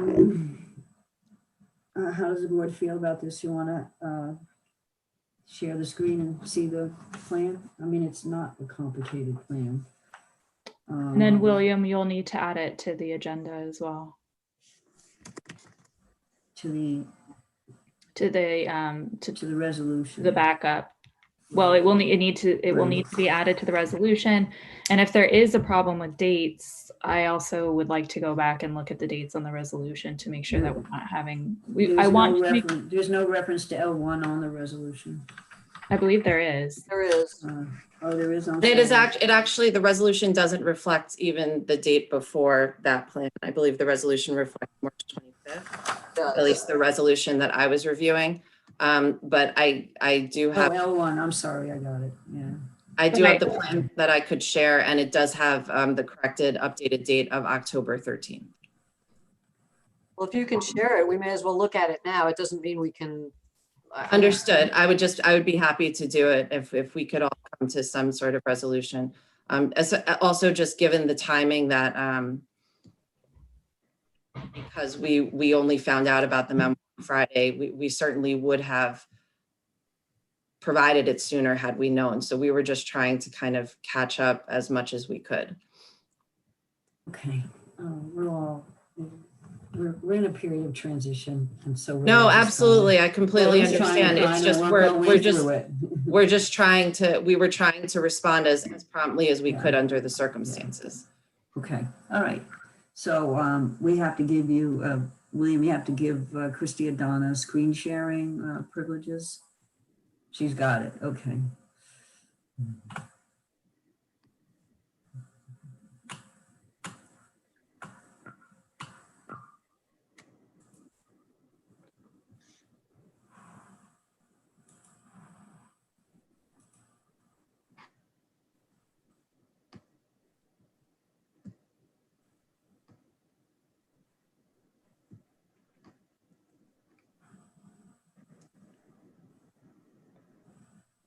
Are you able to see the screen now? Yes. If you could make it a little, can you make it a little bigger? Yeah, great. Okay, very good. You'll have to scroll for us. Yeah, okay. This is the plans legend that incorporates the suggested replacement native species on the roof deck plantings, which are here. And you'll see that that is a last revised date of October 13th, 2020. And also includes the note from the HCZM regarding fertilizer. It's a minor point in the plant legend, but there's a misspelling of one of the plant names. The second to last under roof deck plantings, 54. It's panicum. It starts with a P, panicum. Oh, there's a P missing. Okay. Yeah, it's minor, but. And this is the plan that we were prepared to submit yesterday, but given the timing, we weren't able to. And everything to the left of on our screen that we can't see is the same as what was submitted with the date of August 31st. Yes. Okay. The only change was to the species and this one has the note from HCZM on it that I have in my hand. Okay. All right. So the only change that this requires, if we're fine with it, is changing the date of the L1 on page 1 of the resolution to the 13th. There are some notes on the plan that are incorrect. Okay. I mean, I think I feel like I need to take my lead from Susan. If you want more time to look at this, I'm inclined to let you do that rather than try to do it on the fly tonight. But right. Well, since I've already found 2 errors, then maybe it should be submitted. Okay. So that we're all not sitting here while I review it. And that would allow me, it's up to the board. sorry, I didn't mean to cut you off, Susan. But that would allow me to double check the dates on the resolution to make sure that we don't have. And I have a few sort of not substantive, but just sort of language recommendations on the resolution. So, I mean, I think we have some housekeeping to do here. And I would prefer if Susan took her time and looked at this in the light of day. Okay. I think we all were hoping that we could wrap this up tonight, but it looks like we're going to carry it over to the next meeting. The public hearing will remain open. If anyone from the board besides Cindy has any other comments on the resolution, please get them to William. And Susan will review the revised landscape plan. And so Ms. Adana, if you could then submit that formally to the planning department, and then that would be disseminated accordingly. Understood. We can certainly do that as soon as possible to give Ms. Oakley time. I apologize again. We were just That's okay. scrambled to be as responsive as possible. This comes under the heading of we tried. No, understood.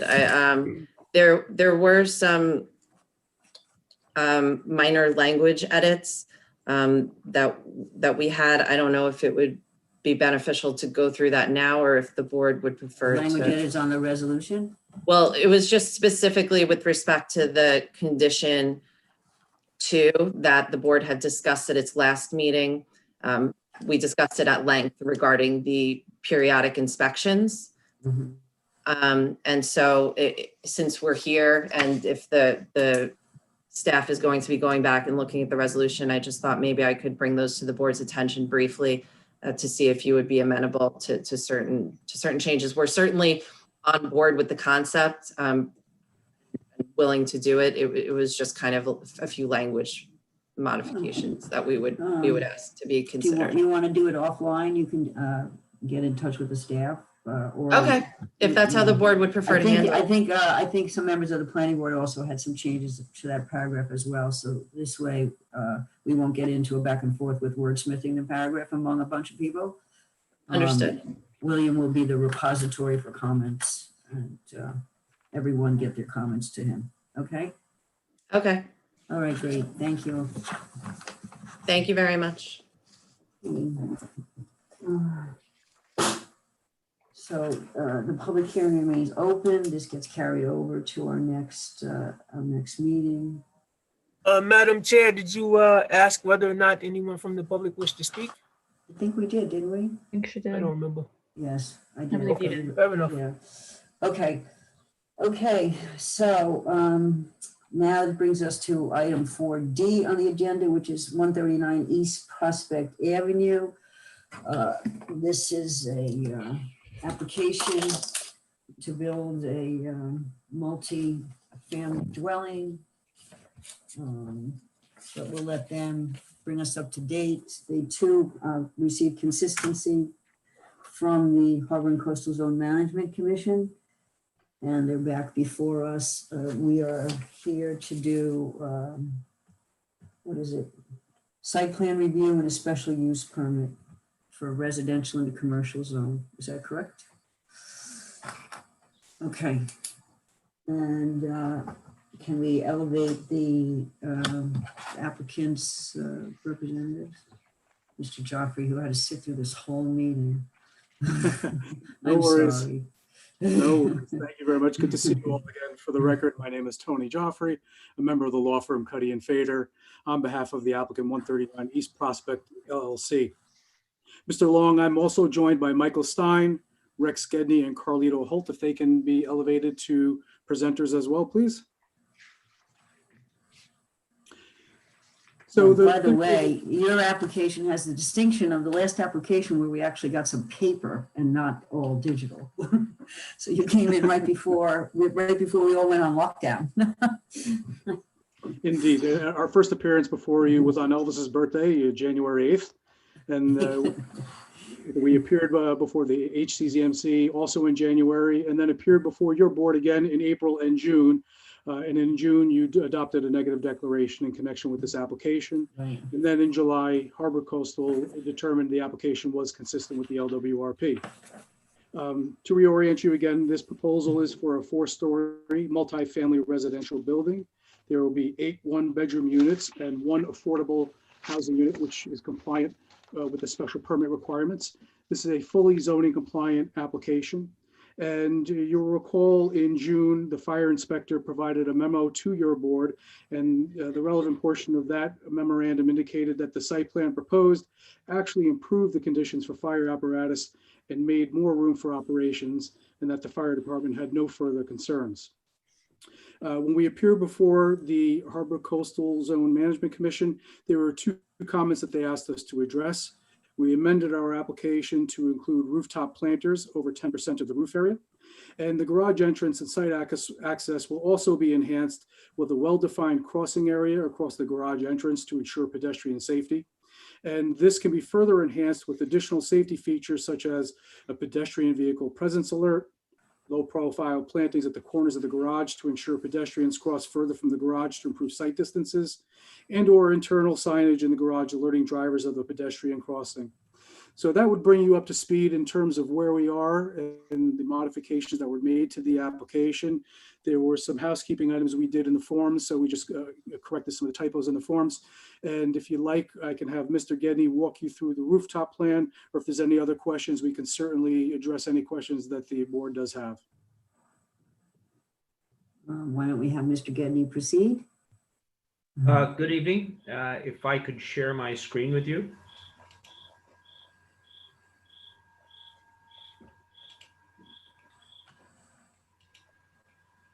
Okay, you should be able to. Thank you very much. Good evening, Chair, members of the board, Rex Gedney, project architect. I'm pulling up our initial site plan. As Mr. Jaffrey mentioned, our building is a zoning compliant building. And I can walk you through the project itself, but you can see from the rendering in the front elevation, vehicles enter the building here at grade, and there are 2 stories above that with a total of 8 units, 4 per floor. There are single bedroom units, and there is 1 affordable housing unit as required by the code. This is the ground floor plan. We are providing 8 spaces, 1 being an ADA accessible, and an elevator. All units are, again, accessible via elevator.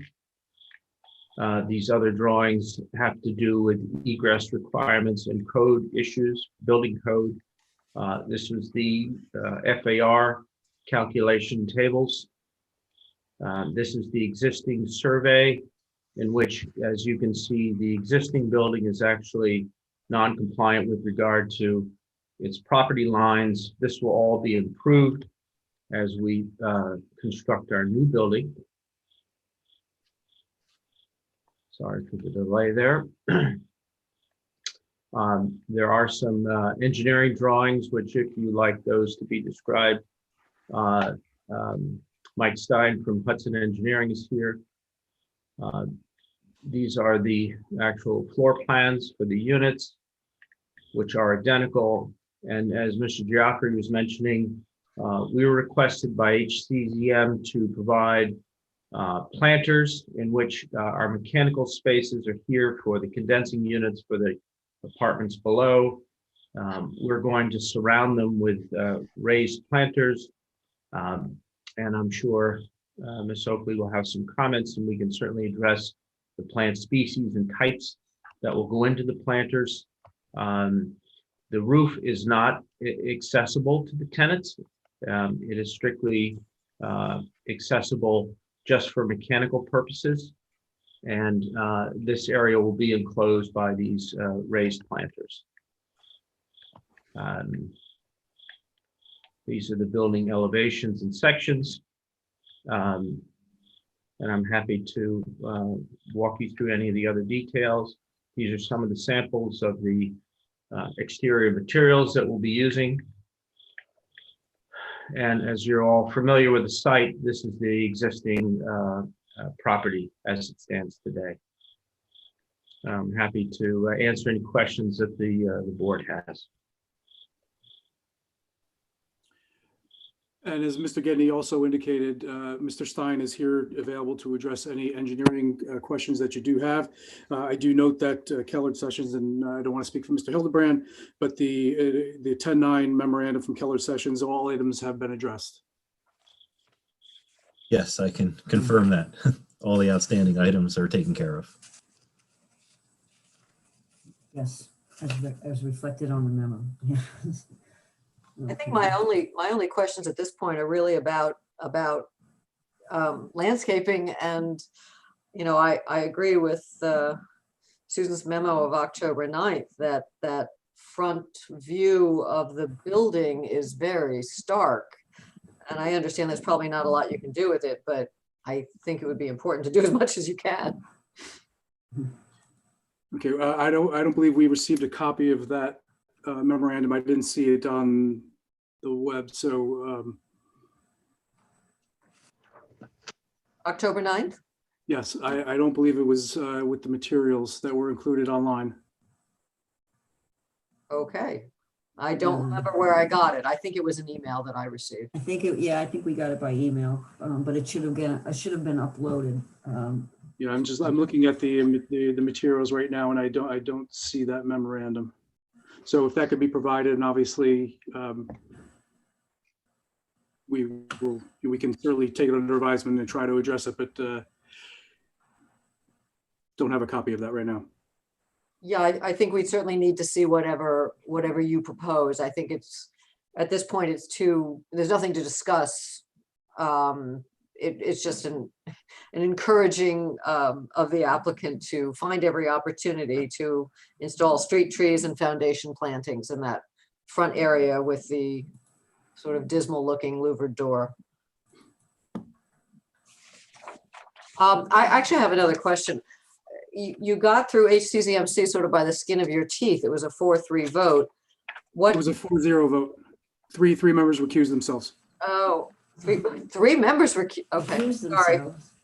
That's, okay, I'm not even gonna ask. Okay, yeah, because I looked like they were, yeah, you're right, okay, never mind. So this was a So it was a unanimous vote, yes. Unanimous vote. I think Members one of attending. one of the members lives in the regatta, I believe, but other than that, okay. We'd have to look into why they recused themselves, but okay. Okay, so this brings us up to date. We'll make sure that you get a copy of Susan's memo. She does comment on the roof plan and basically, says the front facade, but there's nothing proposed for the street side, but maybe you can figure something out. Okay, so unless the applicant has something else to add. No, I think we've addressed all comments except for the Susan Oakley memo, which, again, once we have the opportunity to review it, we'll get to you, right? We can address it. Okay. It helps to have a copy of it, yes. Yes. Right, that seems to have fallen through the cracks here.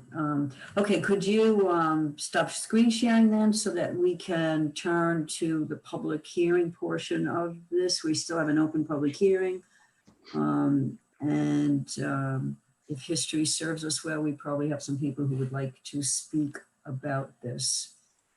As was mentioned as we started this particular item for the agenda, that this project is zoning compliant. This project has also, with a unanimous vote of 4-0, and is consistent with our LWRP. So we are interested in hearing any comments that anybody might have with regards to the project. Madam Chair, I don't see anyone wishing to speak. Really? That's a surprise. Okay.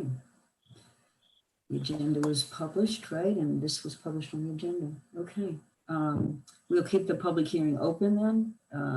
We'll get you a Madam copy. Chair, would it be appropriate to direct a draft resolution to be considered subject to obviously whatever this memo is and what we can address if there are no other issues? Does staff feel comfortable? Do you have comfortable to do a draft?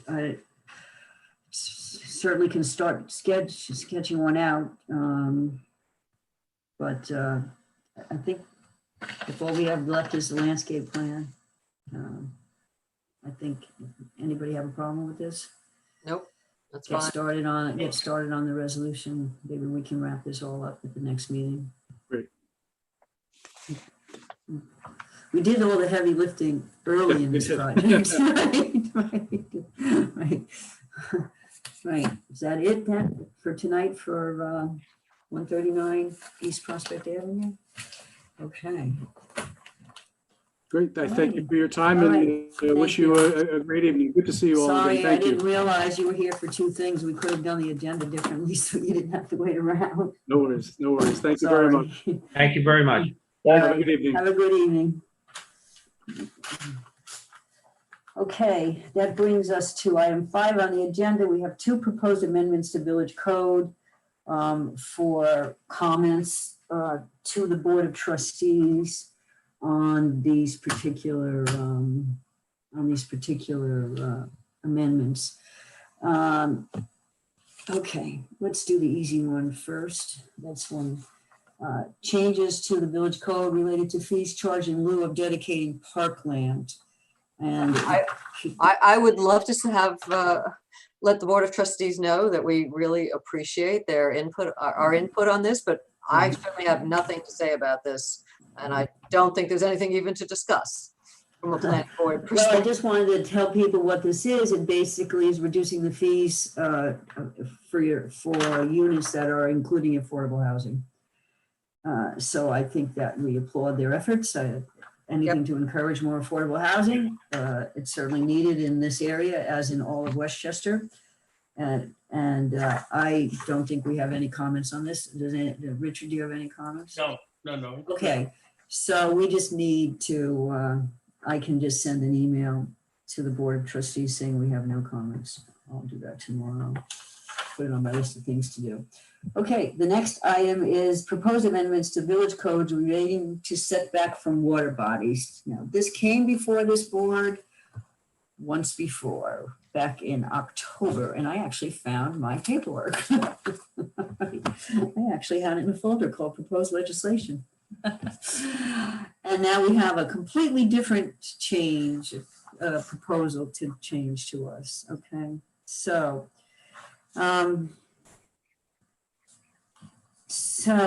basically this, let's see if I can remember the background. I don't know, Christy, you might want to jump in here and help me out here. Laws where when the zoning code was changed, there was a requirement put in that nothing can be built within 50 feet of the of water, basically. I think it was mean high water line, Long Island Sound, or any body of water that flows into Long Island Sound. And there was no requirement, no variance, waiver, nothing in the law that allowed anything like that. And so the board was approached by someone who wanted to build, and the board recognized that they wanted to perhaps put some sort of a waiver provision or variance provision in this. So that's what we're reviewing now. That sort of sums this up. If it's anything else than that, I'm sorry, this isn't my forte. So that's what we have before us. We have multi-pages of amendments to consider and to comment on. So I'll jump in.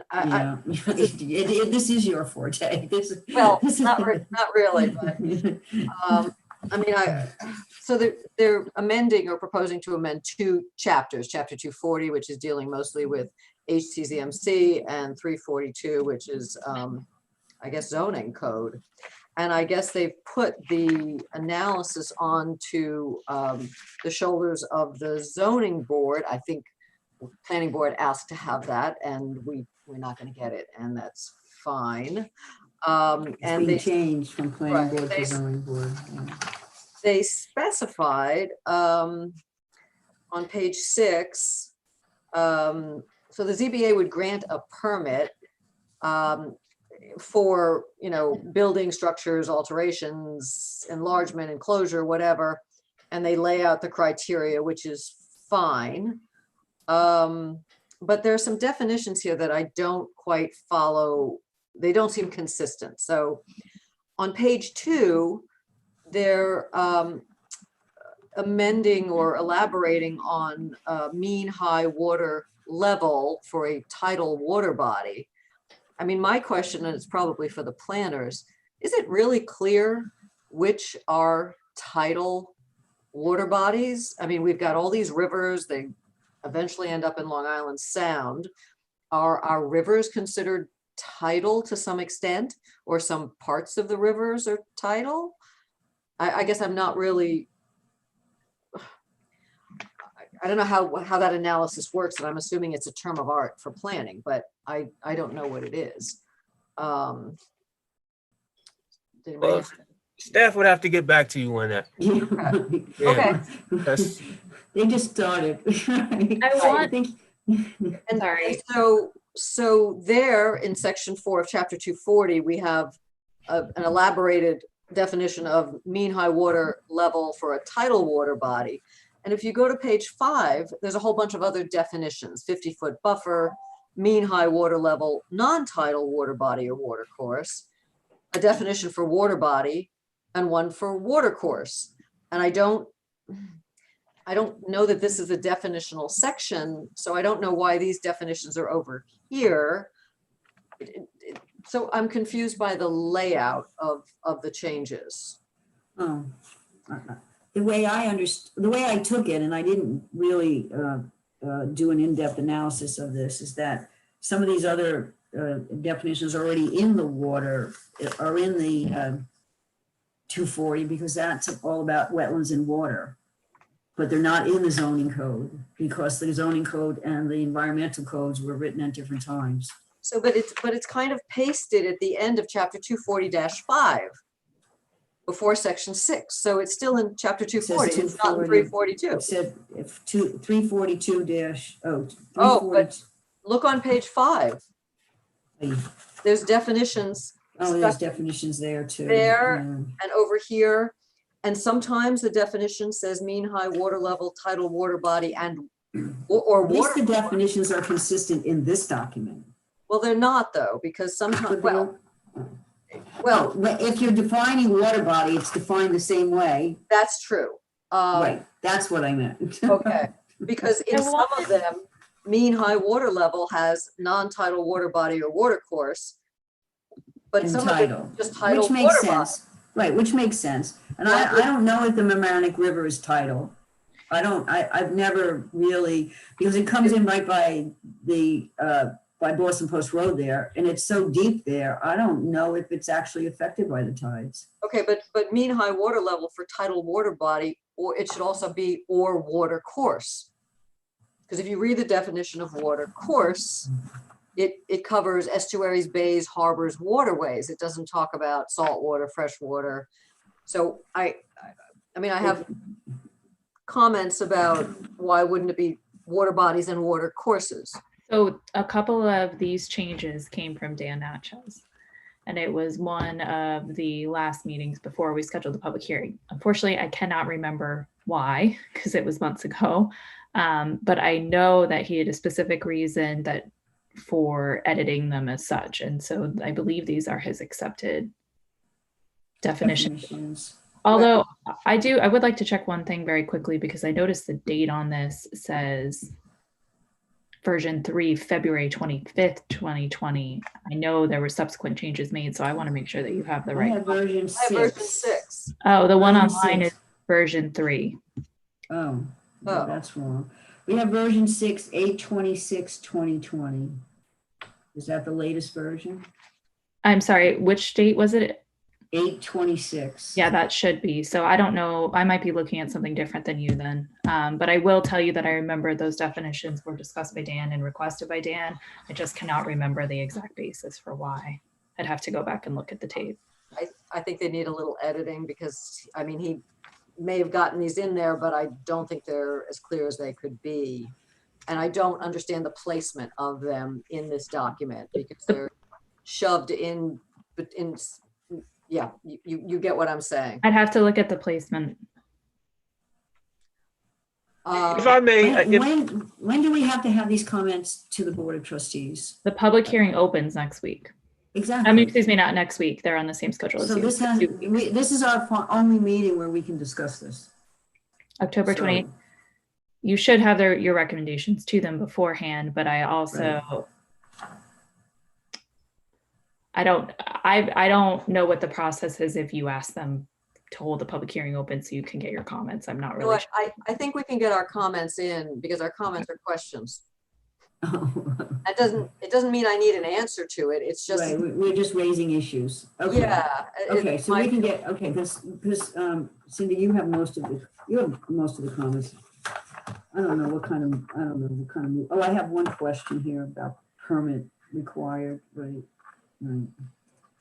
Yeah, I did have a question about, it talks about the zoning board of appeals may grant a permit for the construction alteration. They don't grant permits. Do they grant permits? I thought they granted variances.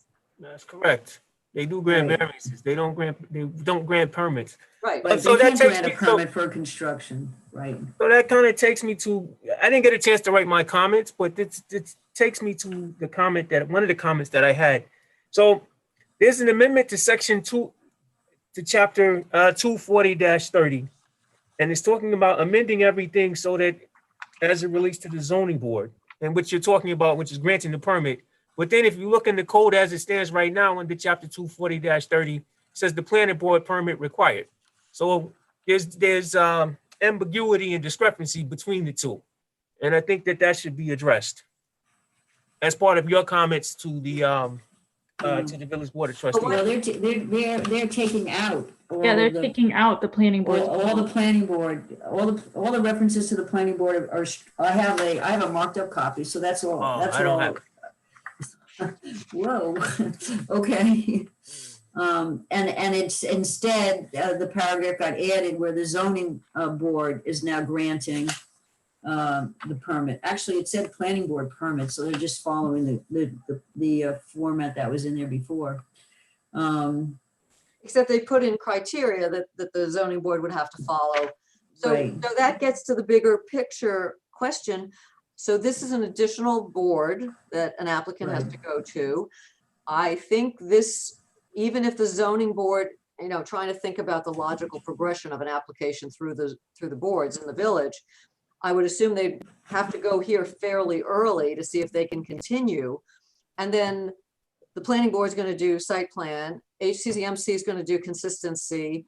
Just because they get this variance permit, whatever it is from the zoning board, that doesn't mean the project is a go.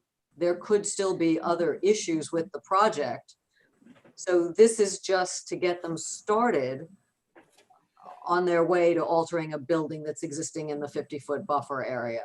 So I don't want to get into a situation where we have dueling boards with dueling jurisdictions and implications that if I got this from the zoning board, I must be able to proceed with the project, because that's not true. So if I remember correctly, and again, it has been some time, and at that point it was handled more so by Bob than myself, but there was HCZM felt that they should have the purview, planning felt they should have the purview, and ZBA. And I remember there was also a debate over permit versus variance. And so this is the result of what the Board of Trustees felt was the best route. Obviously, you're welcome to make your comments. I'm just letting you know that that's the No, background. I'm not arguing to get the jurisdiction over Right. this permit variance, whatever this thing is. I'm just saying that it has to be clear to applicants that if they get this, I see. Okay. that And it doesn't also- mean right. the project can move forward without all of the other. I see. It doesn't change the jurisdiction of HCCMC or planning board in other matters. I haven't been consistently involved in village matters for the past 20 years, but I've been in and out for 20 years. And whenever I was involved, the concept of streamlining the process for the applicants was always paramount. That we always were trying to streamline the process. So this adds another step, which That's is not another- streamlined. We can have another step. It adds another board. It adds another board, which would, right, and it adds to me, it adds a complication. Right. Now, the Board of Trustees can do what they want, but I'm always for trying to streamline things and make things not onerous for the applicants. It doesn't mean to say I'm on their side and I want to see them succeed. I want to do what's best for the village, and having a process. I guess it's the efficiency expert in me. I want everything streamlined, even my life. So, I was just surprised to see the zoning board involved in this, because they have to come to us anyway, and they have to go to HCZM anyway. And we have to look at all these things that Right. they're having another set of eyes look at, which maybe Right. there's a reason for that, but I don't Right. fully get it. So, we can point okay. that out. So we have some comments. Richard, do you have any additional comments? I go back to my original position that this is really a planning board matter. You don't need to involve zoning board. And I don't know if it's worth or politic to restate that, but it's clear this just clogs it up. Well, I could see this be an HCZMC review as well. Right, it could be either one. Right. It's Yeah. planned because we all look at the same general Right. stuff here. It actually maybe is more HCZMC. So maybe it won't look like we're trying to retain power, or if somebody thinks that's what we're trying to do, which we're really not. Maybe we recommend that it stay with, it all go to HCCMC. Because, if they come to us, it usually needs a site plan or wetlands permit or whatnot, they can come to us, opening application, go off to HCZM and come back. Well, you know what? I mean, we've been trying for years to transfer wetlands permits It's to to HCCMC. HCZM. Yeah, I know. Maybe the village board would consider getting that done. And then, there could be a situation where it doesn't come to planning at all. That would really streamline things, right? Well, it makes more sense. And then we don't have escrow questions, and we don't, it just makes everything easier. Okay, how are we gonna proceed on this? I can write up my questions. William, I guess the planning department would need to look into the tidal water body versus non-tidal water body. There must be a way to, because I'm not sure anybody at the village board looked at this. I mean, maybe they did, and maybe Trustee Natchez understands this intuitively, but the rest of us don't. That was the impression I got. It was what? I said that was the impression I got. Okay, yeah. Yeah. Intuitive understanding. Right. But I'd like to understand. So maybe we just put a bunch of bullet points together and send them something, and they get it and they do with it what they will, because they will anyway. Fair enough. I have two other quick things just for the board. Okay. You mentioned about the zoning board granting a permit. I just thought about it. It's a permit, but the permit is really a special use permit. That's the only thing the zoning board can grant. It's either variance, use variance, area variance, use variance, or special use permit. So this should be changed to special use permit, or that's a recommendation. it either should be that Or a variance. It should be a variance. It's not a special use permit. Special use permits have to come up for review to make sure the use hasn't changed. If somebody's building a building in the buffer zone, that's going to be built. Right. Right. Well, the other option is somebody should be coming again, this goes back to jurisdiction, as opposed to it going to the zoning board. Again, is it a planning board situation where the planning board is granting a waiver? Or some other board granting a waiver as opposed to a variance? Waiver makes sense. Yeah. Okay. Because that's really what it is. It's a Sadie, waiver. did you pick up the two typos on the first page? On the first page? No. Yes. Oh, no, I missed those. Tell me. E and F. I didn't look at the pretty language in the beginning. I don't care. E and F in the middle of the page. It'll jump right off at you. And the only other, is missing an A. Go ahead, William. I'm sorry. The only other comment that I have about the definitions and making sure that the definitions match. You think, I don't know how you would address this, but I guess the way I was thinking is, if you're going to have definitions in this section of code, which is chapter 240, the same definitions should be transferred and I guess restated in other sections like 342 and whatever other sections are applicable, so that as you move through the code, the village code in its entirety, all of the definitions match. Gee, what a novel idea. That's our bugaboo, certainly. But I don't want to have definitions that aren't referred to in the code section. So to just transfer these without them actually being used in the code section, I don't want to do that. Yeah, So, just muddy. It muddies up the code, which is already muddy. I agree that you're right. It should be the same definitions. Right. And if they're applicable. Right. If it's applicable. Right.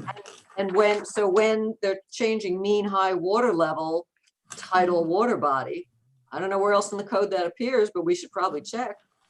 Right. Okay. Well, not us, the village board.